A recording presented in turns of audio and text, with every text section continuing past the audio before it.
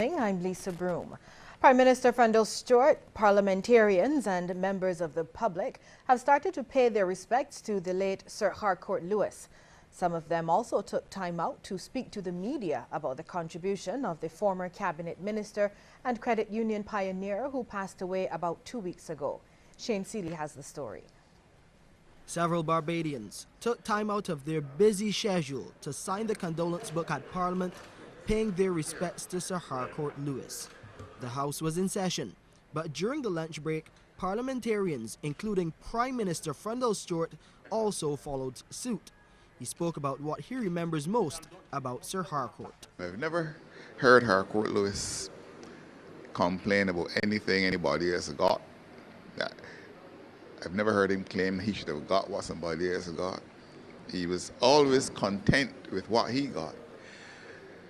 Was a man very secure in his own skin, very, very confident in all the things he did, and never demanded anybody's respect. He always commanded and merited it. And Mr. Stewart described him as a legendary figure, saying there were so many sides to Sir Harcourt. Trade unionist, credit unionist, public officer, head of a bank, minister of the crown, and then of course chairman of boards and that kind of thing, and discharging the responsibilities of each with a confidence and an efficiency that claimed the admiration of everybody. Culture Minister Stephen Lashley and Health Minister John Boyce told the media about some of Sir Harcourt's accomplishments and why he will be missed. I believe that his passing would be very significantly felt within the credit union movement because he was very, very energetic in that regard. He had a lot of time for the movement and he believed in the credit union philosophy. In his hands was placed the journey, the job of creating the Barbados National Bank, and obviously he's done a tremendous job with that. The transition, of course, we all know of today. And it wasn't only parliamentarians who remembered Sir Harcourt. I know him as a hard-working man all the years I knew him. And he's a man that you could talk to. He always listened. Shane Seeley, CBC News. Barbados and Israel have been discussing cooperating on renewable energy and water resource management. The issues were raised when Israel's ambassador to Barbados, Mordechai Beavas, paid a courtesy call to Prime Minister Frendel Stewart at Illawarra Court. Prime Minister Stewart said Barbados was embarking on a path-breaking exercise in renewable energy and Israel had the know-how to assist in that area, as well as with water resource management. Ambassador Beavas said Israel had developed new technologies that it was willing to share with the rest of the world. He acknowledged that his country had the expertise in water resource management and would be willing to assist Barbados. Attorney General Adriel Brathwaite believes, in terms of jurisprudence, Barbados is on the wrong side of the law by maintaining the mandatory death sentence for murder. He made the comments in the lower house while piloting an amendment to the Offences Against the Persons Bill 2014 to abolish the mandatory death sentence, noting that Barbados is not moving away from the death penalty, but merely addressing the compulsory nature of the sentence to comply with the recent rulings of the Inter-American Court of Human Rights. Mr. Brathwaite cited the cases of Joseph and Boyce and Tyrone Cadogan, who were sentenced to death in 2001 and 2005 respectively. They'd appealed to the Inter-American Court of Human Rights and had their sentences commuted to life in prison. Mr. Brathwaite believes the court is telling Barbados to use the death sentence sparingly, even as a serious international movement against it gathers more momentum. Now, among Caribbean states, only Barbados and Trinidad and Tobago have a mandatory death sentence for murder. Mr. Brathwaite says he's seen no evidence to show that maintenance of the death penalty results in a decrease in crimes. He cited Trinidad and Tobago as an example of a state where in 1999, despite the hanging of 9 men over 2 days, including reputed drug lord Dole Chady, there's been no abating of crime, including murders. I have not seen any evidence to suggest that that is accurate. And you know, sir, we just only need to look at her neighbor Trinidad as a good example. A couple of years ago, Trinidad, I think about half a dozen individuals were hanged one morning, and the governor at the day was sending the signal that we're serious about crime, that with anyone who commits murder, we're going to hang them, etc., etc. And in fact, I have not seen any reduction in crime in Trinidad. On the contrary, we're not even seeing any reduction in murders in Trinidad. On the contrary, we've seen an increase. Mr. Brathwaite says dozens of people have been hanged in Barbados over the last 90 years. Between 1924 and today, 60 individuals have been hanged in Barbados. One female was included in that 60. And in fact, the last hangings in Barbados were in 1984, when 3 individuals lost their lives at one go. Former Prime Minister and MP for St. Peter, Owen Arthur, says Barbados reserves the right to have judges apply the death penalty as an option in a humanitarian and enlightened way. He's described the amendment as enlightened pragmatism, noting the death penalty should not be applied for light or wanton reasons. I'm a very strong supporter of the application of the death penalty. I believe that every society have a duty to defend itself, and the nature of some of the crimes that are being committed in modern society are of a nature that I do not feel that a country should just rob itself of the right to defend itself against the bloodthirsty and those.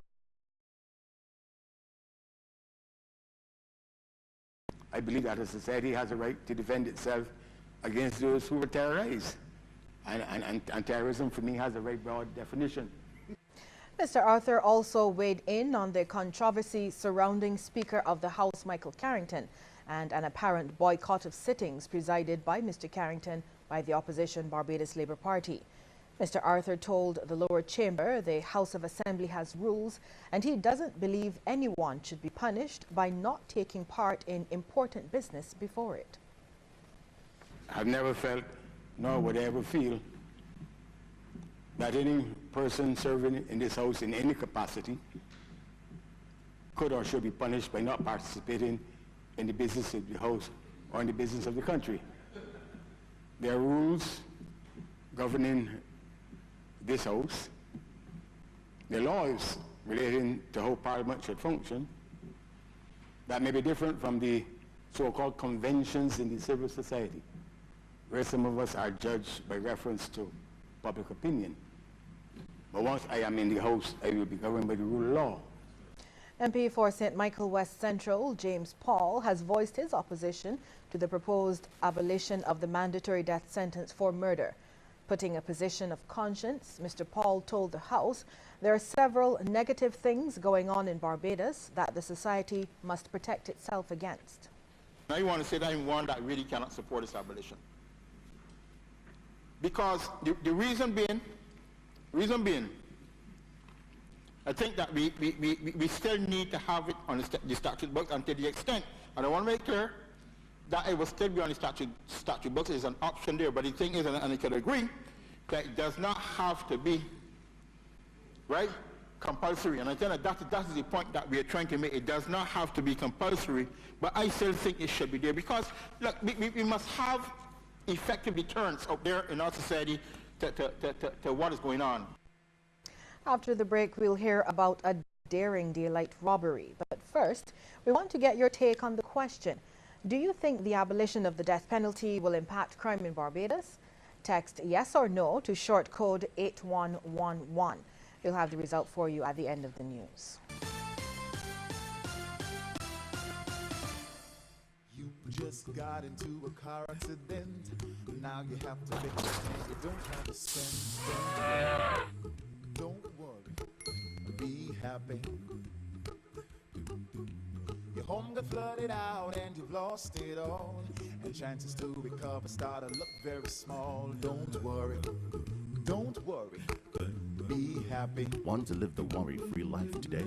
Call us at Beacon or log on to beacon.co.tt. Beacon Insurance. Switched on. Win a cruise this year with Byco. Just spend $10 on any Byco product and claim a scratch card. You could win 2 7-day Carnival cruises, courtesy of Foster & Ince, and 2 dinner cruises from Black Pearl Party Cruises, or one of 500 1 liters of Byco ice cream and 1,000 Byco bandanas. See press for a list of participating outlets or call Byco at 430-2100. Sandals, sandals, sandals galore. Megville gives you ladies sandals for this week only. Monday to Saturday, any pair of sandals for only $25. So go to Megville on Tudor Street, High Street, and Palmetto Street for any pair of sandals for only $25. This week only, Monday to Saturday.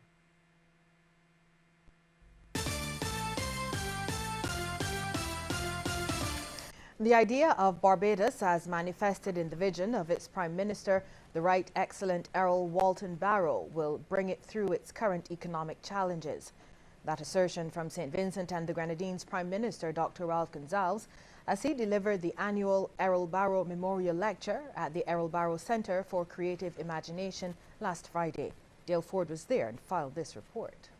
Speaking to a packed auditorium, Dr. Gonsalves told the audience that Barbados is more than a nation-state or national community, but represents a model of governance, political economy, way of life, and social order which is still envied and emulated internationally.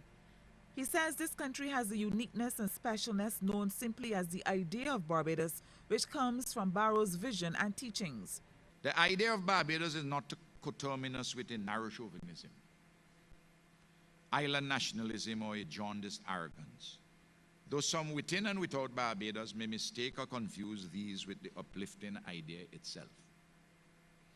The idea of Barbados has saved Barbados in the past and will surely enable Barbados to meet successfully its current economic challenges brought on largely, though not exclusively, by the prolonged global economic slowdown from 2008 and continuing.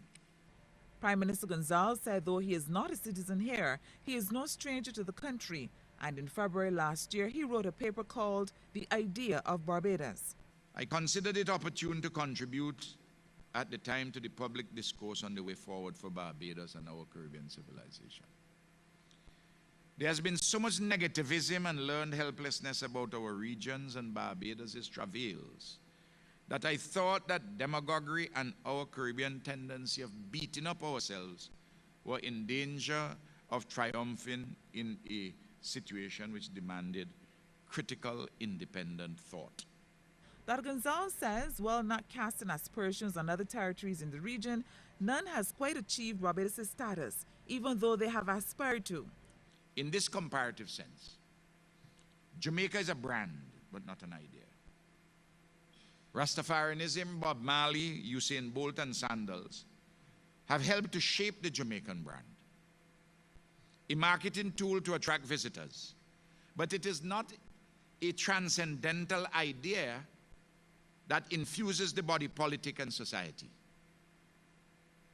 Trinidad is an incomplete national formation, engulfed by rising lawlessness and propped up by oil. The Trinidadian intellectual Kirk Mayhew calls his country a half-made society in his book so entitled and published in 2003. Guyana's natural condition is largely untamed, but a nation which possesses enormous potential.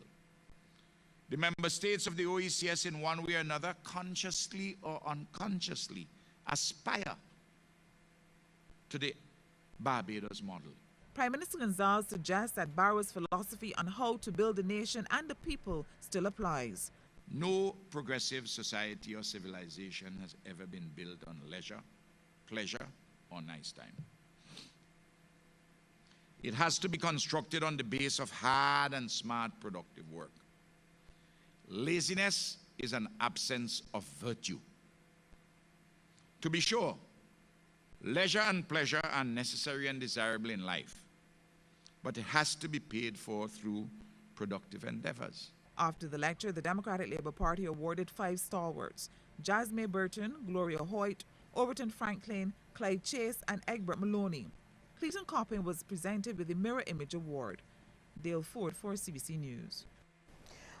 Police are tonight hunting down the armed man who robbed Scotia Bank at Black Rock, getting away with an undisclosed sum of money. Shane Seeley went to the scene and files this report. An armed man caused a huge scare for staff and customers at the Black Rock branch of Scotia Bank today. Reports from police say that the masked bandit entered the bank at 10 minutes after 10 this morning and held up the tellers waving a gun. A masked man armed with a gun stole an undisclosed sum of money and escaped towards the Deacons Road area. Fortunately, no one was injured. Obviously, there are persons who are traumatized at this time, and we are asking or appealing to the public for any assistance that they can render to us with regards to solving this case. Working to the culprit ran in the direction of Deacons Road, and at the time he was dressed in a green shirt with black pants, and he had scars around his face. As a result, the bank was closed for the day. But for some time after the robbery, staff and customers who witnessed the incident were inside the bank being questioned by police. They also reportedly received counseling. While this was going on, police units were seen combing the areas around Deacon's Farm and Black Rock, and those patrols are expected to continue around the clock as they search for the bank robber. Shane Seeley, CBC News.